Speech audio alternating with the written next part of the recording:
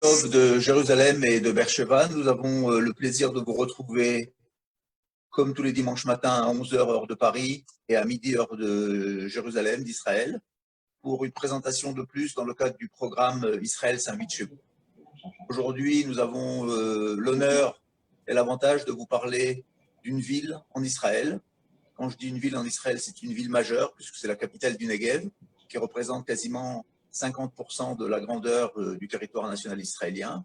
Nous allons entendre tout ça plus en détail tout à l'heure par notre invité, Ruth Haddad, de la mairie de Beersheba. Et je salue par la même occasion le maire de Beersheba, qui est un grand monsieur, qui a fait un travail énorme pour sa ville et pour faciliter l'installation des nouveaux immigrants de tous les pays. Elle pourra nous en dire quelques mots tout à l'heure, Ruth, pour la diversité des populations immigrantes qui sont admises dans cette magnifique ville de Beersheba.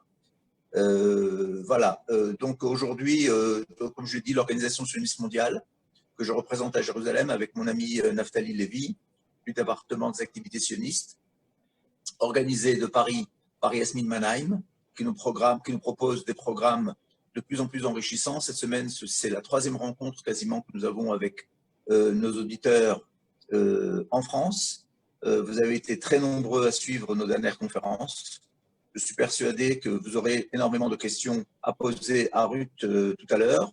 Donc, le principe de notre présentation est que d'abord, nous écoutons notre conférencier qui nous donne un point de vue, une présentation générale de la ville, de ses possibilités d'intégration, et qu'ensuite, par l'intermédiaire du chat, nos co-hosts, Yasmine et Naftali, puissent au fur et à mesure, et en fin de présentation surtout, poser la question à notre invité du jour.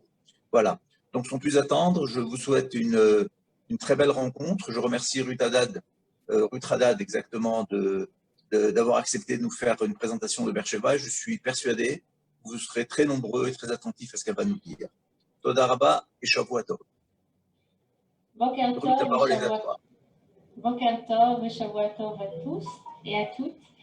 Voilà, je m'appelle Ruth Haddad, j'ai fait mon Aliyah il y a 17 ans. Alors, j'ai fait mon Aliyah de Marseille directement sur la ville de Beersheba, donc vous pouvez vous imaginer le dépaysement, mais voilà, aujourd'hui, voilà, je suis mariée, j'ai 3 enfants. Je suis arrivée à Beersheba parce que je suis mariée à un monsieur de Beersheba. Donc, au départ, ce n'était pas un choix. Mais j'avoue qu'aujourd'hui, je suis très rattachée à cette ville. Alors, c'est vrai qu'il y a 17 ans, quand je suis arrivée, la ville de Beersheba n'était pas la ville qu'elle est aujourd'hui. Et j'ai l'impression, en fait, je suis très rattachée parce que j'ai l'impression que j'ai évolué, grandi avec cette ville. Donc ça, c'est de mon point de vue personnel. Donc, je vais vous présenter un petit peu la ville de Beersheba. J'ai une matseguette à vous faire partager. Donc, je vais la partager tout de suite.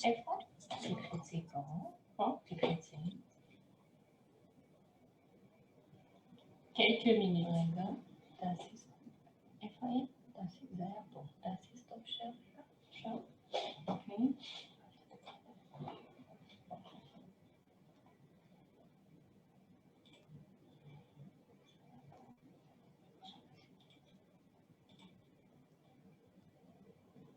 Il va desktop.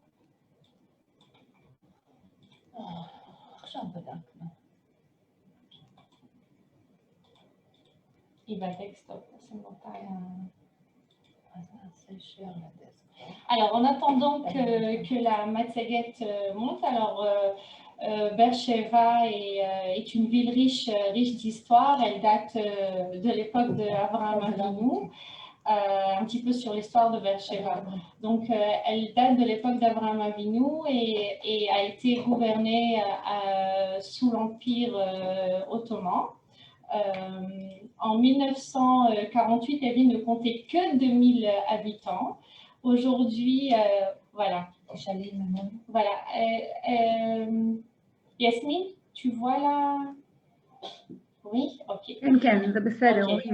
Ok. Alors aujourd'hui, Beersheva est la capitale du Negev avec plus de 220 000 habitants. Elle assure des services à plus de 1 million de personnes de la région du Sud. Quand je parle de services, ce sont des services médicaux. On a l'hôpital de Soroka qui dessert toute la région Sud. Des services administratifs avec tous les bureaux ministériels qui se trouvent dans la ville, tribunal de justice, tout ce qui touche le commerce, les loisirs, les attractions se trouve aussi à Beersheva avec un centre culturel, théâtre, des parcs, des salles de cinéma. On en parlera un peu plus tard, mais c'est vrai que Beersheva, Beersheva est vraiment la ville principale du Negev. Donc, notre maire, c'est Rubik Danilovic. Il est maire depuis 2008. C'est quelqu'un de très, très dynamique et qui a contribué énormément au développement de la ville.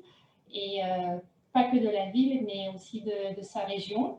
Donc, depuis son élection, la ville a connu un essor et un développement incroyable. Donc voilà, on va passer. Alors, la ville de Beersheva est aussi une ville universitaire. Elle est le foyer de 30 000 étudiants. 20 000 viennent de l'université de Ben Gurion, qui est reconnue aussi pour sa faculté de médecine. 10 000 autres étudiants sont répartis entre l'école d'ingénieurs de la SCE, Sami Shamoun. L'école d'ingénieurs propose un programme Massa pour les bacheliers francophones. Les bacheliers viennent pour une année préparatoire à Beersheva. On leur donne des outils nécessaires pour intégrer un cursus d'ingénieur avec un UPAN intensif. Au bout des 1 an, ils décident ou de continuer leurs études à l'école SCE ou d'aller à l'armée ou de rentrer à la maison. Voilà, c'est de rentrer en France. Donc, il y a toutes ces options qui au bout de cette année, qui se présentent pour ces bacheliers. On a l'école Michlelet Kei, qui regroupe en fait tout le domaine de l'éducation pour former les maîtresses, les professeurs, les gananotes.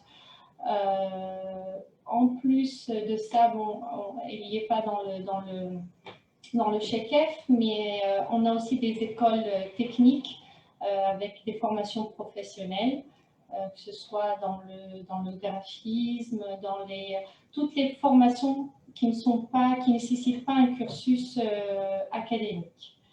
Donc voilà. Au niveau des transports. Au niveau de transport, il faut savoir que Beersheva se trouve au centre du pays. Et de ce fait, elle est une plateforme importante pour les transports interurbains du pays. Ces dernières années, la gare routière a été rénovée. On a de plus de facilité à bouger en fait entre Beersheva et le centre du pays et le nord du pays aussi. Donc tout l'essor et le développement du réseau ferroviaire a le but en fait de rapprocher les habitants du centre des habitants de la ville du centre du pays. Et de ce fait, ça ouvre des opportunités aussi bien pour les habitants de la ville de Beersheva, mais aussi pour les habitants externes. Ce qu'on voit de plus en plus ces derniers temps, ce sont des familles en fait qui n'habitent pas à Beersheva, qui ont décidé de s'installer à Beersheva pour améliorer leur cadre de vie. Si, on va dire, à Tel Aviv, au centre du pays, ils pouvaient se permettre d'habiter que dans un T2 ou T3, c'est vrai qu'à Beersheba, il y a cette possibilité d'améliorer leur logement tout en continuant à travailler en dehors de la ville. Donc, c'est pour ça, en fait, que la mairie, en collaboration avec l'État, ont vraiment investi énormément dans le réseau ferroviaire. Donc, au niveau des distances, on est bon. Au niveau, pour ceux qui veulent savoir à combien de temps on est de la plage, on est à 40-45 minutes de la première plage. On est à 1 heure de Tel Aviv et à 1h10 de Jérusalem. Donc, c'est quelque chose qui s'est développé avec les années. Et là, dernièrement, d'après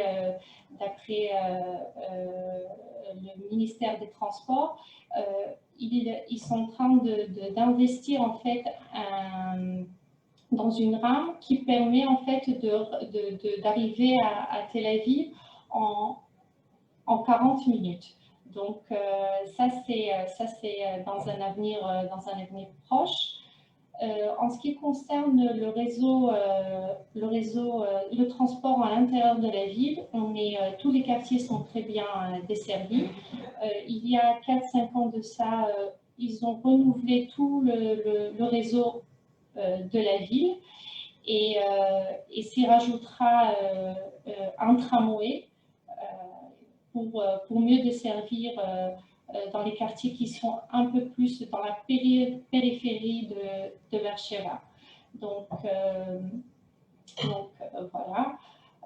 Au niveau de la santé, alors comme dans toutes les grandes villes, il y a à Beersheba des centres médicaux représentés par toutes les Coupotes-Cholim, Maccabi, Clalit, Léonit et Meouchedet.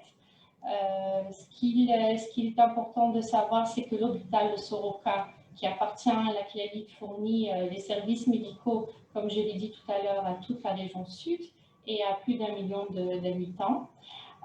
Pour améliorer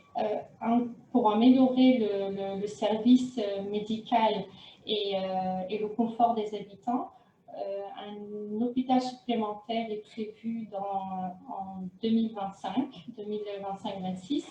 Donc cet hôpital viendra renforcer et améliorer tous les services médicaux, pas que de Beersheba, mais de toute la région sud. On a un autre centre médical hospitalier de la Maccabi qui est à Souta, qui fournit également des soins médicaux pour les habitants de la ville et de la région. Alors, au niveau des logements, en 2015, un accord cadre a été signé entre l'État d'Israël et la mairie de Beersheba qui permet la création de 20 000 nouveaux logements. D'accord ? Ces 20 000 nouveaux logements sont répartis dans 5 nouveaux quartiers. Quand on parle d'un accord cadre, on ne parle pas que de bâtiments ou d'appartements, on parle aussi d'infrastructures. Donc, il y a un accord avec la mairie qui, elle, assure en fait toutes les infrastructures des écoles, des jardins publics, des centres médicaux pour le bien des habitants. Des nouveaux habitants. En parallèle, on voit aussi la rénovation de tous les anciens quartiers avec leur infrastructure. Donc, la création la construction de grands parcs pour le confort des habitants, des parcours enfants, des jardins publics, des pistes cyclables, des pistes pour le jogging, de la verdure, des fontaines d'eau en fait qui qui donne cette impression d'oasis en plein désert du Negev. Il y a un autre projet aussi très ambitieux. Je pense que c'est un des projets les plus ambitieux de la mairie de Beersheva. C'est la construction d'un lac artificiel de 90 000 mètres carrés. Ce lac, en fait, vient, comme on n'a pas la plage, mais c'est vrai que ce projet-là vient rafraîchir un petit peu, donner un peu de fraîcheur à la ville. Et autour de ce parc, il y a des projets immobiliers, il y a des constructions de grands parcs, de terrains de sport, d'aires de jeu pour enfants, des restaurants, des pubs. La construction de l'hôpital, du nouvel hôpital sera pas très loin aussi de ce côté-là de la ville. Donc, au niveau, je ne sais pas si, je ne vois pas le chat, mais au niveau, je donne vraiment une fourchette de prix au niveau des locations. Il faut à peu près prendre en compte que dans les anciens quartiers, on va parler d'un T3, T4, ça va commencer de 2400 shekels par mois à 3005, d'accord. Dans les nouveaux quartiers, ça peut aller de 3002 à 4005 et plus. Donc ça, encore, ça dépend du quartier, ça dépend de beaucoup de critères qui rentrent en jeu, mais on va dire un appartement dans un quartier qui est ancien, mais qui est assez qui est assez centré, on va commencer par 2400 shekels par mois. Au niveau de l'emploi, comme Avi l'a dit tout à l'heure, Beersheva est la 4e métropole du pays. Elle est en développement constant. Donc, et tout cela, en fait, attire de plus en plus d'investisseurs dans la ville. On peut le voir rien que dans les constructions des centres commerciaux. Quand moi je suis arrivée il y a 17 ans, il n'y avait qu'un seul centre commercial, c'était le Canyon Azrieli. Et aujourd'hui, on peut compter encore 5-6 centres commerciaux, le Grand Canyon, le centre Yes Planet, le Cinema City, le Big, le Mall Sheva. Donc, il y a un potentiel, les investisseurs et les entrepreneurs sentent qu'il y a un potentiel dans cette ville, donc ils n'hésitent pas à investir. Dernièrement, on a eu IKEA qui s'est installé à Beersheva. Il y a 2 semaines, il y a eu l'inauguration de Decathlon qui a ouvert ses portes aussi à Beersheva. Donc, tout cela, en fait, automatiquement créer des opportunités d'emploi. Donc, à part cela, il y a une zone industrielle de 700 hectares qui regroupe plusieurs usines dans tous les domaines, aussi bien dans l'alimentation que dans tous les domaines. On peut trouver c'est un pôle emploi assez important. On a parlé au niveau de l'emploi aussi de l'ouverture d'un second hôpital. Donc, ça attirera et ça donnera des opportunités d'emploi à tous les emplois qui touchent le service médical, infirmières, médecins spécialistes, anesthésistes. Donc ça représente également des opportunités d'emploi dans le domaine médical. Une des fiertés de Beersheva, je pense que c'est l'ouverture du parc high-tech Gaviam Negev, qui est rattaché à l'université de Ben Gurion et a été reconnu comme étant le futur centre national de la cybernétique. Donc le parc high-tech est à proximité de l'université de Ben Gurion et est à proximité aussi de l'hôpital de Soroka. Donc tout cet écosystème permet en fait un partenariat entre tous ces instituts. On parle aussi, si on parle du parc high-tech, on parle aussi du transfert l'État d'Israël a décidé de transférer toutes ces unités d'élite militaire de la recherche de la cybernétique à Beersheba, au sein du parc high-tech Gaviam Negev. Donc, le transfert, on parle du transfert de presque 8000 soldats. Donc, vous imaginez l'impact que ça peut avoir sur la ville et sur la région. Donc à part le transfert de ces unités d'élite, le parc high-tech s'étendra sur 200 000 mètres carrés et comprendra en tout 17 bâtiments. Aujourd'hui, on en a 4 déjà qui sont déjà actifs et tout ce parc-là regroupera plus de 10 000 emplois. L'éducation. Alors, on a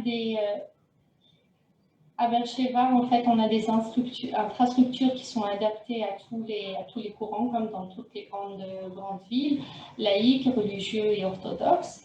On a des yeshivot pour les garçons, des ulpenot pour les filles. On compte plus de 320 ganim, 66 écoles primaires et 22 collèges-lycées. Donc, ce qu'il faut savoir, c'est qu'aujourd'hui, elle n'a pas pu être avec moi, mais il y a une coordinatrice d'éducation qui s'appelle Mylène Haddad. Et son rôle est de servir de lien entre les parents d'Olim et les écoles. Donc, elle fait partie de notre équipe. Et elle est spécialisée dans tout ce qui touche l'éducation des enfants. J'ai noté aussi, peut-être que ça peut intéresser certains d'entre vous, il y a un lycée francophone qui propose de passer le bac français, qui est à 20 minutes de Beersheba, à Kfar Maimon, qui se trouve à 20 minutes de Beersheba. Donc, on a certaines familles qui se sont installées à Beersheba, où les enfants ont commencé, les plus petits ont commencé leur cursus dans des écoles israéliennes. Mais arrivé pour leurs enfants qui étaient, on va dire, en terminale ou en terminale, ils ont décidé de continuer de passer le bac en français. Donc, l'option de Kfar Maimon existe et on est vraiment pas très loin de Kfar Maimon. On est à 20 minutes de là. Alors, ville culturelle. Alors, comme je l'ai dit tout à l'heure, Beersheba, c'est une ville, c'est une cité de l'époque d'Abraham Avinu. Et selon la Bible, c'est à Beersheba qu'a été établi le serment entre Abraham Avinu et Avimelech. Donc, sur la photo, vous voyez un des puits qui se trouve au nouveau musée du puits d'Abraham qui se trouve dans la vieille ville. Donc, la vieille ville, en fait, qui est appelé aussi le quartier turc. Il a été construit à l'époque de l'Empire ottoman. Et ces dernières années, la mairie a décidé de transformer la vieille ville en pôle touristique. Donc, toute la ville a été rénovée, plusieurs instituts culturels ont été ouverts, le musée d'art du Negev, le musée du Puy d'Aram, comme je l'ai dit tout à l'heure, le parc des sciences, Carasso, le théâtre Fringe, des restaurants, des pubs, des cafés ont été ouverts dans les vieilles villes. Il y a l'été, on peut voir plusieurs le festival du vin, le festival Smilanski, qui touche plus le côté théâtre, le domaine du théâtre. Il y a un centre culturel, Mishkan Lomanuyot, où il y a des représentations de concerts, de comédies musicales, des spectacles de danse, des pièces de théâtre. Il y a aussi le théâtre Goodman qui se rajoute aussi à tout ce qui touche le domaine culturel. Pour les fans, on passe au loisir. Pour les fans du cinéma et du sport, comme je l'ai dit tout à l'heure, le Yes Planet, le Cinema City, qui ont ouvert dernièrement avec un large choix de salles de cinéma, le stade Turner, le stade de foot, avec une capacité de 16 000 spectateurs, des pistes cyclables, des salles de sport en plein air pour le confort des habitants. Ça veut dire qu'on sent vraiment que la mairie investit énormément dans tout ce qui est espace public, et dans le but d'offrir aux habitants vraiment une qualité de vie qui est une bonne qualité de vie. Donc, Be'er-Sheva est aussi un foyer pour les artistes, avec l'école d'art dramatique Goodman, l'école de danse classique Val d'Or, qui est reconnue mondialement, un conservatoire. Il y a plusieurs manifestations sportives, comme le marathon de nuit. Vraiment, on sent la ville ne manque pas de manifestations culturelles et sportives. Vous voyez aussi l'amphiparc. En fait, c'est un amphiparc avec une capacité de 12 000 spectateurs. En général, c'est l'été, il y a des concerts et des représentations en plein air. Donc, lui, il fait partie aussi du projet où se trouve le lac artificiel, et rajoute au dynamisme de ce nouveau quartier. Donc, je présente un petit peu notre département. Notre département, c'est le département de la déclaration municipale. Moi, je m'occupe d'accompagner tous les nouveaux immigrants qui arrivent dans toutes leurs démarches administratives, que ce soit de faire le lien avec les bureaux ministériels, on prend main à la main, on va main à la main avec tous ces nouveaux immigrants jusqu'à ce qu'on sente que vraiment ils sont indépendants et qui peuvent faire les choses d'eux-mêmes. Donc, comme je l'ai dit tout à l'heure, on a dans notre équipe une coordinatrice d'éducation francophone qui s'appelle Mylène Haddad.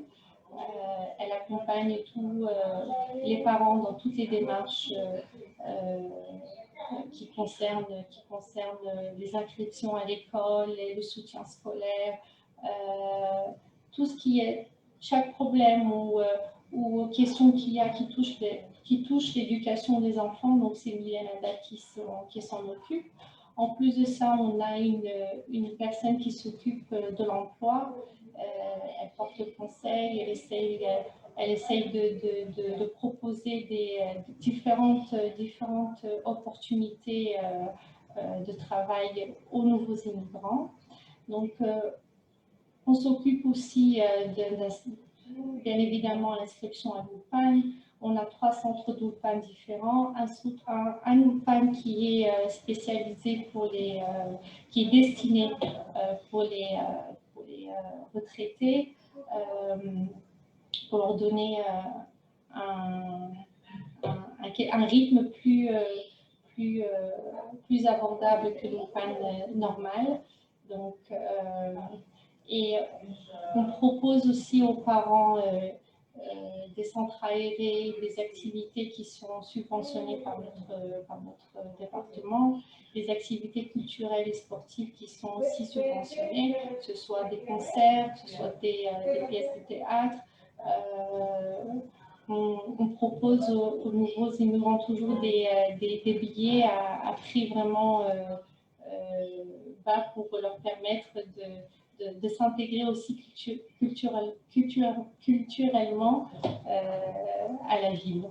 Donc, voilà en gros un petit peu sur la ville de Beersheba. S'il y a des questions, je suis là pour y répondre.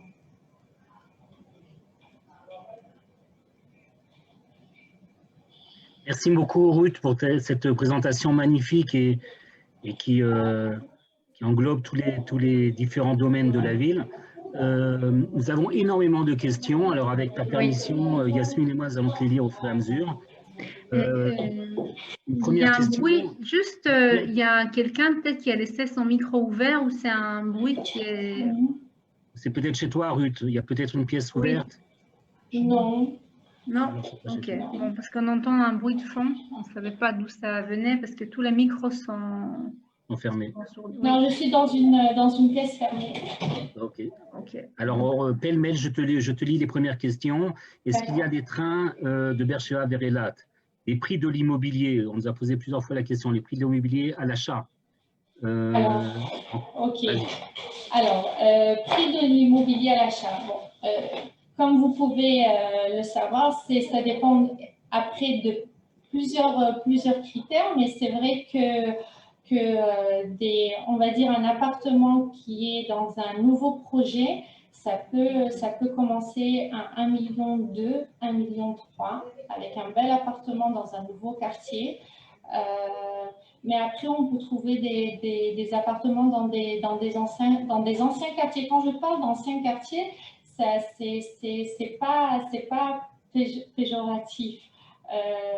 Quand je parle d'anciens quartiers, ça peut être Shkuna Hay. Moi, j'habite à la Shkuna Hay, Shkuna Tet, qui se trouve en fait, les anciens quartiers se trouvent au centre de Beersheba, d'accord? Et tous les autres quartiers, les nouveaux quartiers, ils sont construits à la périphérie de Beersheba. Donc, on peut très bien trouver des appartements qui sont à Tet, à Hay, à Aleph, qui sont des quartiers qui sont très bien à mes yeux, à partir de 850 000, 900 000, à moins de 1 million de shekels, si j'ai bien répondu à la question. À l'achat, hein, je parle. Très bien. On nous demande maintenant la sociologie de Beersheba. Est-ce qu'il y a un centre d'intégration pour les Olim? Un centre d'intégration pour les Olim, ça veut dire quoi? Il y a le département, ça veut dire au cœur de la mairie, il y a un département qui s'occupe que de l'intégration des nouveaux immigrants. Est-ce qu'on parle peut-être d'un centre qui est que pour les francophones? Alors, si la question, elle parle d'un centre que pour francophones, non, on n'a pas un centre propre aux francophones, mais c'est vrai que moi, en tant que coordinatrice d'Alia et responsable un petit peu de tous les francophones, hein, je ne parle pas que des nouveaux immigrants. Je gère des groupes WhatsApp qui font des chibourim, qui font des liens, qui créent des liens, des connexions entre les francophones. Les francophones ne sont pas regroupés dans un seul quartier, non, mais ils sont un petit peu éparpillés dans toute la ville. C'est vrai qu'à Ramoth, peut-être il y en a un peu plus, au quartier de Ramoth, mais on est assez connectés, on apporte de l'aide l'un à l'autre quand il y a besoin. J'ai un groupe WhatsApp que pour les jeunes mamans, j'ai un groupe WhatsApp pour les retraités. Et c'est vrai que ces dernières années, j'essaye vraiment de créer une communauté francophone bien à nous. Alors, je continue les questions. On nous a demandé, est-ce qu'il y a des commerces de proximité à Beersheva? Est-ce qu'il y a des installations hôtelières? Et quant au l'arc artificiel, est-ce qu'il est construit ou en cours? Alors, au niveau des hôtels, jusqu'à il n'y a pas très longtemps, il y avait un seul hôtel, le Leonardo, un seul hôtel à Beersheva. Et ces 5 dernières années, comme je vous l'ai dit, la vieille ville est rénovée et la mairie essaye d'en faire un pôle touristique. Donc, il y a plusieurs investisseurs qui ont vu en la vieille ville une opportunité. Dans la vieille ville, ont été ouverts 5 hôtels boutiques. Ce ne sont pas des hôtels, de grands hôtels avec des centaines de chambres, mais ce sont des petits hôtels très très sympathiques, en général construits dans des constructions qui ont une influence de l'Empire ottoman, des maisons turques, on va dire. Donc, il y en a 5 qui ont déjà ouvert. Donc, ce sont il y a juste avant la Corona, si vous voulez regarder sur Internet, il y a le Neger qui a ouvert, il y a Anilevich qui a ouvert. Donc, il y a moins de personnes qui se dirigent vers le Leonardo qui est classique, mais qui préfèrent aller vers les maisons d'hôtes, les hôtels boutiques. Ça, c'est sur la question qui concerne les hôtels. Vous m'aviez posé tout à l'heure. Le lac. Alors, le lac, oui. Oui, le lac, il est déjà rempli. D'accord. Il est déjà. On n'a pas encore. Les habitants n'ont pas encore accès au lac, mais il est déjà construit. Il est déjà rempli. Il reste juste toutes les infrastructures qui sont autour. Alors, il faut savoir que ça sera le projet, en fait, le but du projet, c'est d'en faire vraiment une attraction. Donc, il y aura des restaurants, des pubs, des cafés, des pistes, comme j'ai dit tout à l'heure, des pistes cyclables, des pistes pour se promener. Donc, le lac, il y est. Mais il manque toutes les infrastructures qui sont autour et je pense que ça va pas prendre encore beaucoup de temps pour y accéder. Il y a une question sur le coût de vie à Beersheva. Est-ce que c'est facile aussi de trouver un appartement pour une location? Une autre question sur les étudiants. Est-ce que les étudiants de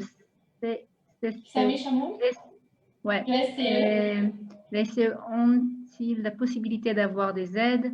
Alors, je vais au niveau du coût de vie. Alors, le coût de vie est moins cher que dans le centre. Ça, je l'ai dit tout à l'heure. Il y a une tendance qui est de plus en plus. On voit cette tendance de plus en plus évoluer. C'est des familles en fait du centre du pays qui souhaitent améliorer leur qualité de vie et ils décident en fait de venir vivre sur Beersheva parce que la vie ici est moins chère et pas qu'au niveau de l'immobilier. je parle à tout niveau. D'ailleurs, hier, je raconte cette petite anecdote. Hier, bon, le maire, il est très, très proche des habitants, très à l'écoute des habitants. Ça, il faut le savoir. Donc, il y a une question qui est revenue plusieurs fois. La question est pourquoi la mairie de Beersheba construit des parcs immenses dans chaque quartier. Il faut savoir que presque dans chaque quartier, on a ou un petit parc, ou la plupart, ce sont des parcs immenses, avec beaucoup d'ouverture, d'aires de jeu, des machines de sport, des pistes pour se promener. Donc, il pose la question pourquoi Beersheba investit autant d'argent dans la construction de ces parcs. Alors, la réponse du maire est toute simple. C'est pour permettre aux habitants de la ville, de leur donner le choix. Alors, il faut savoir que ces parcs-là, chaque parc, il a une empreinte. Alors, il y a un parc qui est plus pour enfants, il y a un parc qui est plus pour adultes. Donc, c'est pour donner une qualité de vie meilleure aux habitants et de ne pas aller, si on veut sortir avec les enfants, de ne pas prendre la voiture et de sortir de la ville. C'est pour rester dans la ville. Tout ça, c'est gratuit. Ça veut dire l'accès à ces parcs-là sont totalement gratuits. Donc, dernièrement, il y a un parc immense avec des aires de jeu vraiment de qualité supérieure qui a été inauguré à Ramoth. Et tout ça, c'est gratuit. Donc c'est un peu pour vous donner une notion du Chazon. La vision. Voilà, de la vision du maire. D'accord? Donc, c'est vraiment offrir aux habitants de la ville une qualité de vie supérieure, aussi bien pour les parcs, aussi bien dans la rénovation de toutes les infrastructures publiques, les installations. Vous allez aujourd'hui sur l'allée Raguer, il y a des implantations d'arbres, vraiment, moi je suis fière je suis fière de l'évolution que cette ville a fait pendant ces 10 dernières années. On parle de ces 10 dernières années, on ne parle pas de 20 ans ou 30 ans. Vraiment, j'ai des amis qui viennent parfois me voir, qui jusqu'à il n'y a pas très longtemps ne voulaient pas arriver sur Beersheba, et aujourd'hui ils viennent sur Beersheba et ils disent waouh, ils n'arrivent pas à reconnaître la ville, vraiment. Est-ce qu'il y a Shoshana Arfi qui nous pose la question, est-ce qu'il existe des programmes d'insertion pour les personnes âgées de plus de 57 ans? Et encore une question sur le lac, est-ce qu'on pourra se baigner? Alors, je ne pense pas qu'on pourra se baigner dans le lac, mais je sais qu'ils ont prévu des attractions aquatiques comme pédalo, comme faire un tour en barque et tout ça. Mais non, on ne pourra pas s'y baigner. Pour se baigner, il faut aller 40 minutes. Il faut sortir 40 minutes de Beersheba, vous êtes à la première plage. Je reviens aussi à la question, tout à l'heure, tu m'avais parlé, Yasmine, de la question pour les jeunes étudiants. Oui, pour les étudiants, oui. Alors, les jeunes étudiants viennent dans le cadre de Massa, d'accord? Massa, c'est un programme en collaboration avec l'Agence juive. Donc, pour ceux qui ont droit, ils ont une bourse. Ils sont totalement pris en charge par l'école SCE, par l'école Sami Shamoun. Donc, ils sont hébergés au cœur de la vieille ville. D'accord, ils habitent tous dans le même bâtiment. Le Beth Rabad est très actif pour les Shabbats, pour les fêtes, tout ça. Moi, j'essaye de porter au maximum de mon aide, mais il y a une madricha, il y a quelqu'un, un responsable pour les aider aussi dans leur intégration. Alors, tout à l'heure, j'ai vu une question qui concerne un programme pour les personnes âgées. Je ne sais, il n'y a pas un programme spécifique pour les personnes âgées, mais ce que je peux vous dire, c'est que je suis en étroite relation avec toutes les... on a beaucoup de couples retraités ou de personnes seules qui viennent s'installer à Beersheba. Je suis en étroite relation avec eux. J'essaye de les aider dans tout ce qui concerne la paperasse du bitoire Léonie, tout ce qui est tout ce qui concerne leurs droits. S'il y a un problème de traduction, qui n'arrivent pas à lire une lettre ou qui n'arrivent pas à payer des factures et tout ça, je suis toujours là pour leur porter mon aide, mais un programme vraiment spécifique, non.